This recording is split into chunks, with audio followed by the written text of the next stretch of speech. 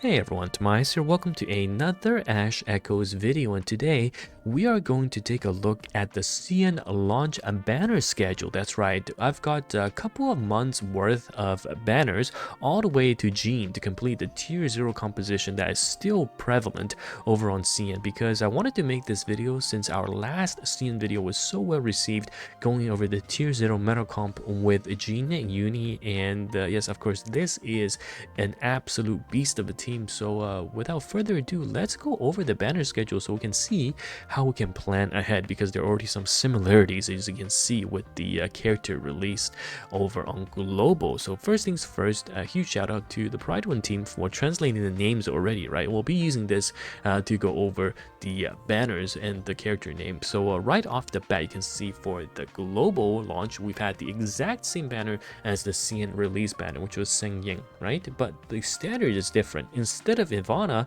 over on CN, we've had on Global Laurel, which is better because Laurel for CN was much later, but for us it was right at the beginning, and she's such a good utility tank, much better than Ivana, which will be replaced in the Freeze team. So Laurel for Global, much better. And then for the rate up character, Seng Ying. Now the current rate up character is going to be Scarlet, and that is the same in terms of schedule wise for CN into what's already been announced, the Bailey 2. Okay, Bailey Tusu, and this guy is of course after Scarlet, and hey, everything else matches up so far. So this is gonna be pretty much, I'm gonna assume, the exact same in case of the new characters debuting. Now the standard banner for CN alongside the Bailey was Longqing, and honestly I would not mind having her as the standard rate up character, because as you can see with the current joint operation event, having 2 healers, 2 supports is sometimes actually really amazing. Okay, so I would not mind picking her up to use with my Freda for these high, long, sustained fights. So yeah, pretty much we've got the same 3 banners for the debuts, and this is where things are going to get a bit intense, because as you can see, right after Bailey is going to be Skylar. And if we take a look at the previous guide we made, Skylar is sometimes used in the Gene and Uni team, okay? And you can see that Skylar is currently ranked A tier, but is going to be super good with when used with Gene and Uni in terms of reducing the enemy's lightning resist. So absolutely a fantastic addition, and because she can be really useful in maps with a wet environment, she's able to control the enemy as well. So lots of crowd control capabilities coming out. So it's going to be a hard decision.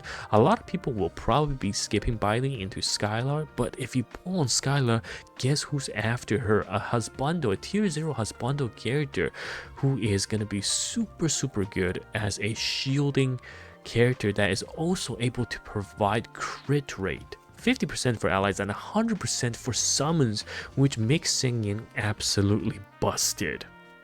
So strong.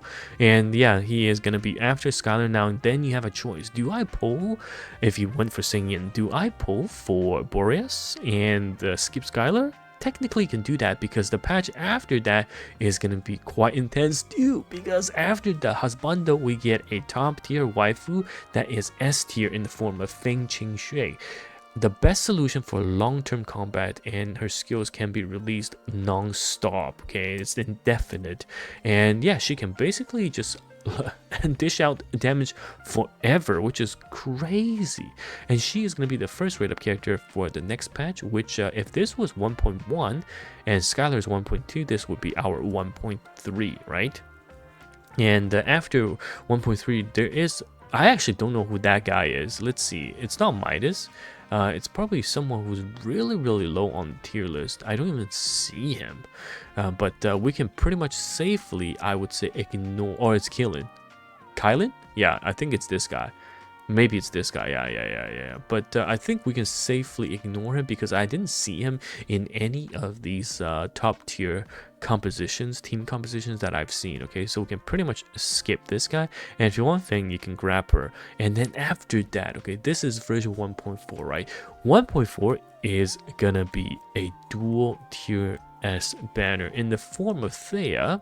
So this is going to be our top tier character with the ability to rewind HP. Okay, you don't need to bring a healer, and she is going to be able to provide so much utility into uni, part of the tier 0 composition. So this is where things get so crazy, and you pretty much want to save because you have after that, this is the Corrosion Queen Leinani, right? Corrosion Queen is going to be here into I can't see who this is. Again, need to go name search. Yeah, Titia. So she's gonna be A tier water type, but because you know what, we've got someone as crazy as Jean in the patch after, people are probably going to be skipping these 2 banners, right, and going straight for Jean, because as soon as Jean drops, that is your tier 0 composition done. If you saved up for uni here, you got 2 patches to save, or 2 banners to save into Jean. That is pretty much your tier 0 composition done. Now, this banner schedule is not updated. It doesn't have characters such as Midas, who's another tier 0 character, and I don't think it has Elpis either. So just take it with a grain of salt with regards to what is up next. But if you're looking for the tier 0 composition, which over on CN it still is, and that is the uni plus Jean composition, you pretty much have some time right now. If you want to reroll for Sengen, you can technically skip all the way, get the Boreas, alright, get Boreas to min-max your Sengen, and then skip all the way to uni and then go Jean. That is your tier 0 team composition finished. Now, will they change the banner schedule? I don't know, right?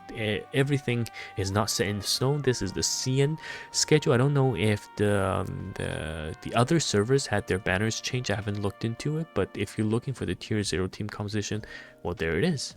You already know how to obtain it, and I'll leave a link down below so you can take a look at the banner schedule, the images. But uni into Jean, a couple of patches away, right? Even before uni is 1, 2, well, we're on this patch right now, 2 more patches in between.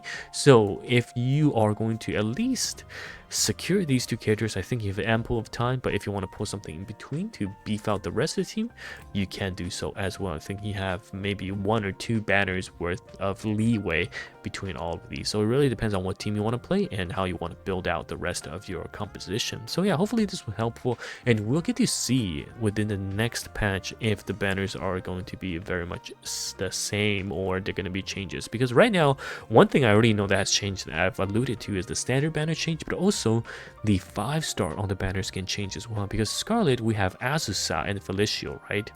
Here I don't see Azusa, so they can change that as well. Because Scarlet right now, if you pull on the Scarlet banner, you can have the poison, not the poison, you can have the wind team pretty much ready to go.